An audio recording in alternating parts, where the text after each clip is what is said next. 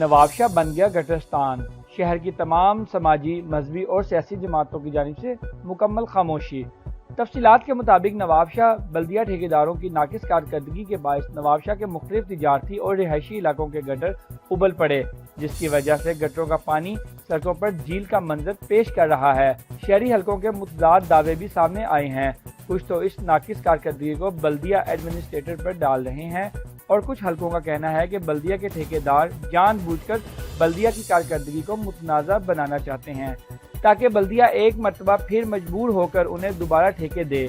ایسی صورتحال میں شہریوں کو دوہری اذیت کا سامنا ہے، لیکن شہر کے وہ حلقے جو ہر نئے آنے والوں کو ہار پہناتے ہیں سخت تنقید کا سامنا اپنی خاموشی کی وجہ سے بنے ہوئے ہیں۔ اس طرح کی مثال پیپلز میڈیکل ہسپتال نوابشاہ کے مرکزی گیٹ کی ہے، جہاں پر سیوریج کا گندا اور بدبودار پانی ہسپتال انتظامیہ پر منہ چڑھا رہا ہے۔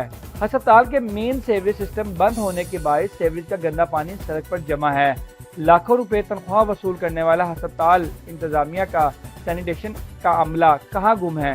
یہ ایک سوالیہ نشان ہے۔